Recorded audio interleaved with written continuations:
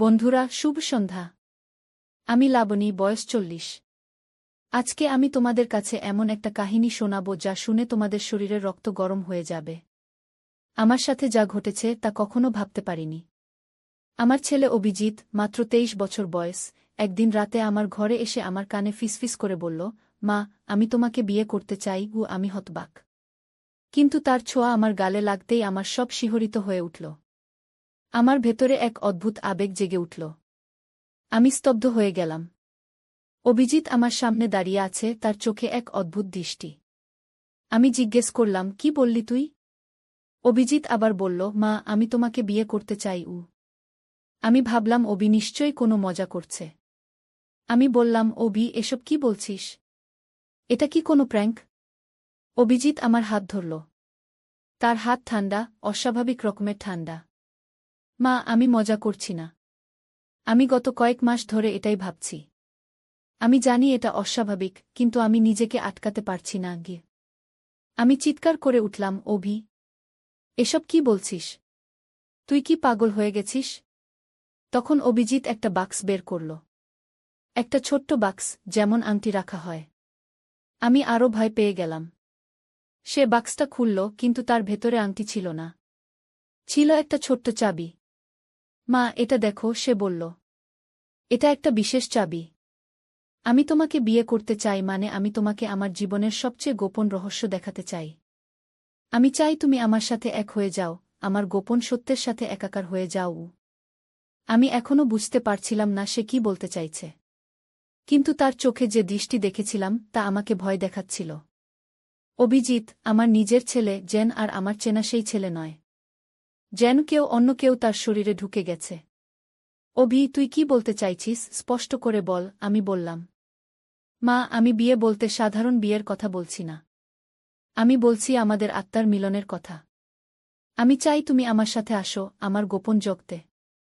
সেখানে আমরা দুজন মিলে এক হয়ে যাব। সেখানে আমাদের মধ্যে আর কোনো ভেদাভেদ থাকবে না, না মাছেলের, না নারী পুরুষের গু।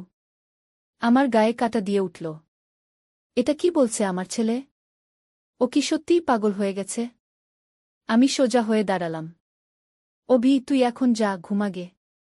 আমরা কাল সকালে কথা বলবো। অভিজিৎ আমার হাত ধরে টানল। না মা, এখনই আমাদের যেতে হবে। বাবা ঘুমাচ্ছে। এখনই সময়। আমি ভাবলাম চিৎকার করে কুণালকে ডাকি। কিন্তু অভিজিৎ যেন আমার মনের কথা বুঝে ফেলল। সে আমার হাত ধরে এমনভাবে টানল যে আমি প্রায় পড়ে যাচ্ছিলাম।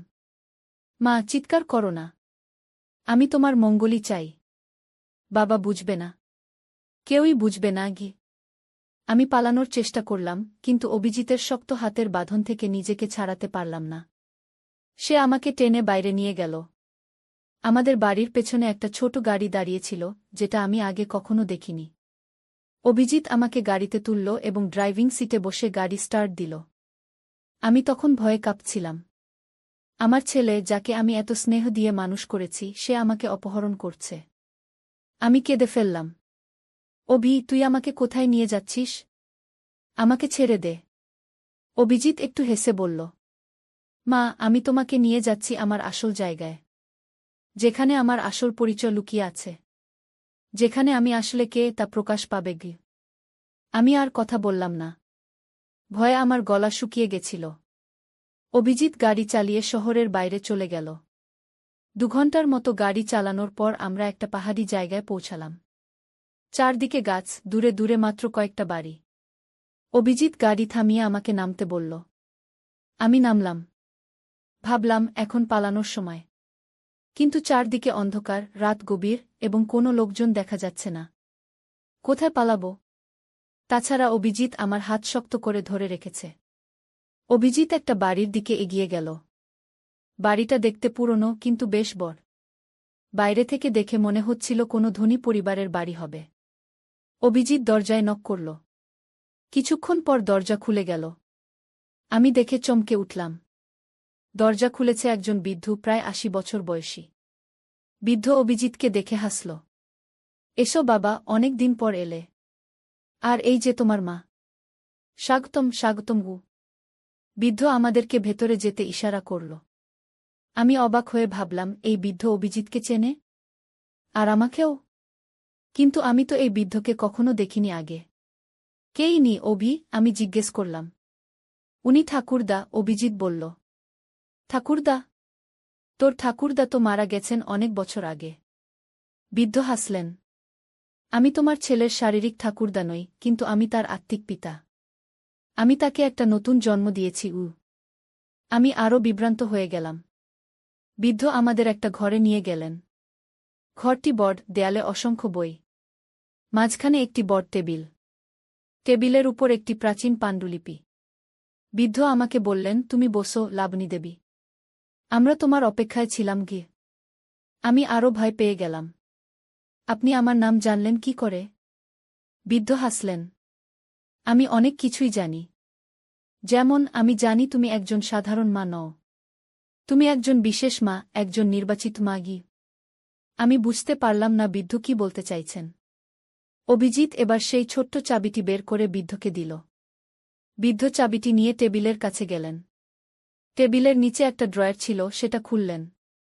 ড্রয়ার থেকে বের করলেন একটা বাক্স।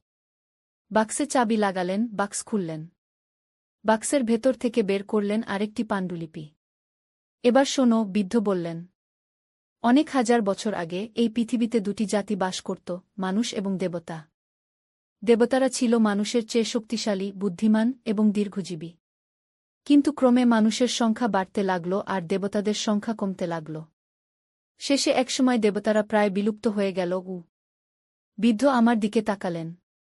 কিন্তু দেবতারা সম্পূর্ণ বিলুপ্ত হয়নি। তারা মানুষের মধ্যে মিশে গেছে। দেবতাদের রক্ত মানুষের রক্তের সাথে মিশে গেছে।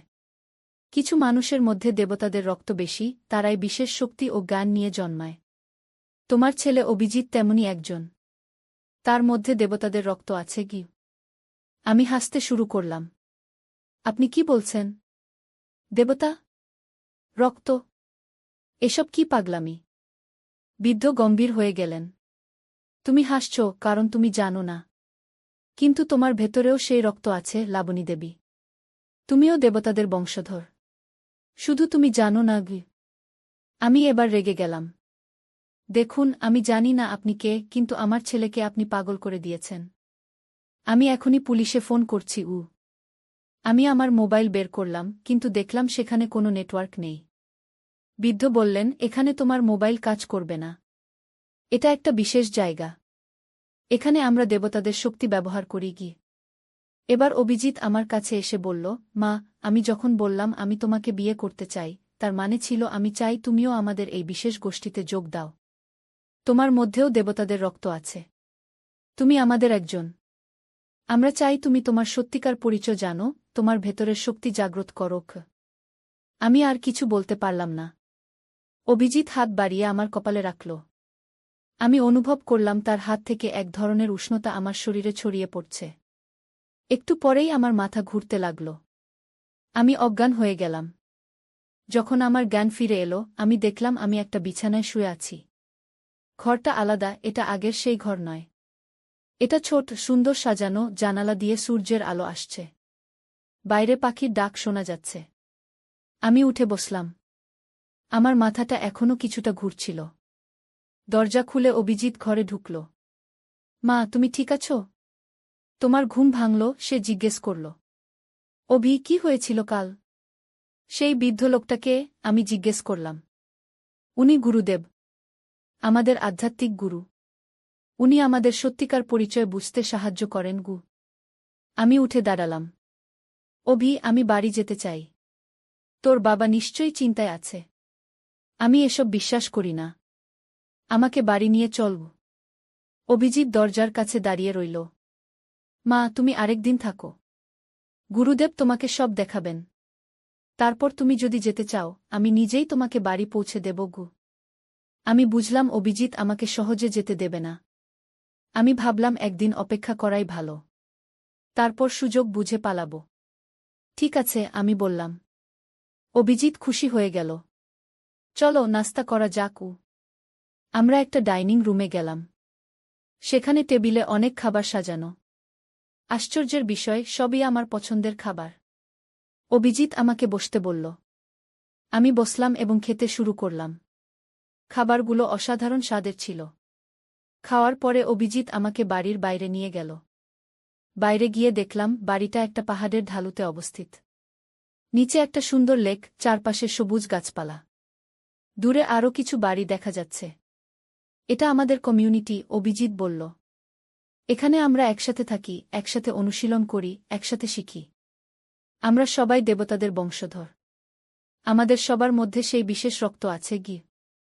আমি জিজ্ঞেস করলাম, কতজন লোক আছে এখানে? প্রায় 100 জন, অভিজিৎ বলল।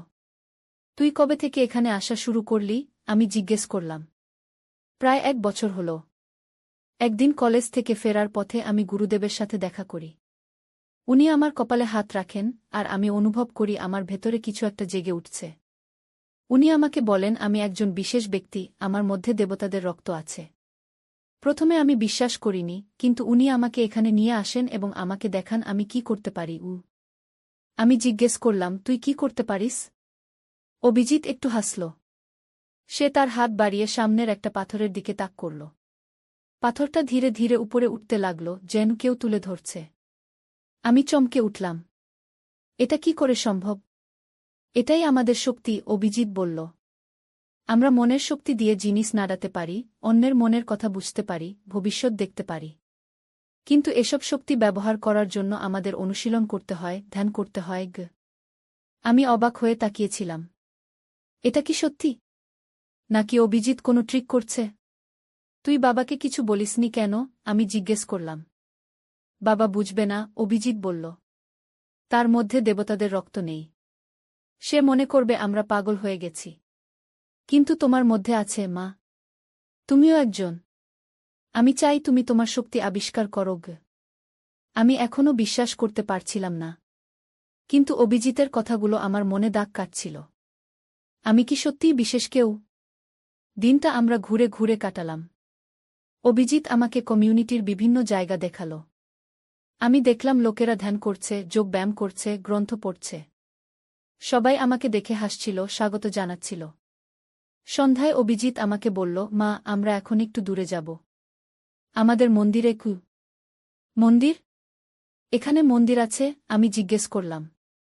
হ্যাঁ, পাহাড়ের ওপারে একটি গুহার ভেতরে আমাদের প্রাচীন মন্দির আছে। সেখানেই আমাদের গোপন পাণ্ডুলিপি এবং শক্তির উৎস রয়েছে। গুরুদেব সেখানে আমাদের অপেক্ষা করছেন। আমি ভয় পেয়ে গেলাম, কিন্তু এটাই আমার পালানোর সুযোগ হতে পারে ভেবে রাজি হলাম। আমরা গাড়িতে করে যাত্রা শুরু করলাম। গাড়ি একটা কাঁচা রাস্তা ধরে পাহাড়ের দিকে উঠতে লাগল। প্রায় আধ ঘন্টা পর গাড়ি একটা সমতল জায়গায় থামল। সেখান থেকে হেঁটে যেতে হবে। অন্ধকার ঘন হয়ে উঠেছিল। অভিজিৎ একটা টর্চ জ্বালাল। এই পথ ধরে, সে বলল। আমরা হাঁটতে লাগলাম। চারপাশের জঙ্গল থেকে বিচিত্র সব শব্দ আসছিল। পাখি, কীটপতঙ্গ এবং অন্যান্য প্রাণীর ডাক। আমি ভয়ে কাঁপছিলাম। প্রায় 20 মিনিট হাঁটার পর আমরা একটা বিশাল পাথরের সামনে এসে দাঁড়ালাম। পাথরটি দেখে মনে হচ্ছিল একটা বিশাল দরজা। অভিজিৎ হাত বাড়িয়ে পাথরে স্পর্শ করল এবং কিছু মন্ত্র আওড়াল। আস্তে আস্তে পাথরটি সরে গেল এবং একটা গুহাপথ প্রকাশ পেল। এভাবে আমি বিস্মিত হয়ে জিজ্ঞেস করলাম। হ্যাঁ, মা। আমরা মনের শক্তিতে পাথরকেও নাড়াতে পারি, অভিজিৎ বলল। আমি তখনও বিস্মিত ছিলাম। এসব কি সত্যি? নাকি আমি কোনো স্বপ্ন দেখছি? এখন আমাদের কি করতে হবে? আমি জিজ্ঞেস করলাম। গুরুদেব বললেন, আমাদের এখন আরও অনেক দেবসন্তানকে খুঁজে বের করতে হবে। যাদের মধ্যে আমাদের রক্ত আছে তাদের জাগিয়ে তুলতে হবে। একসময় আমরা আবার আমাদের হারানো রাজত্ব ফিরে পাব। আমি একটু চিন্তিত হয়ে পড়লাম। আমরা কি মানুষদের ক্ষতি করব? গুরুদেব হাসলেন। না, লাবণী দেবী। আমরা মানুষদের রক্ষা করব। আমরা তাদের সাহায্য করব। আমাদের জ্ঞান ও শক্তি দিয়ে আমরা এই পৃথিবীকে আরও উন্নত করব। মানুষ এখন নিজেদের ধ্বংস করে ফেলছে, যুদ্ধ, দূষণ, লোভ। আমরা তাদের নতুন পথ দেখাব। আমি ভাবলাম, হয়তো এটাই সত্যি। হয়তো আমরা সত্যিই বিশেষ এবং আমাদের একটা উদ্দেশ্য আছে। কিন্তু আমার স্বামী? আমি জিজ্ঞেস করলাম। কুনাল? সে কি জানে? অভিজিৎ বলল, বাবার মধ্যে দেবরক্ত নেই, মা। কিন্তু সে আমাদের পরিবারের অংশ। আমরা তাকে রক্ষা করব। গুরুদেব আমার হাত ধরলেন।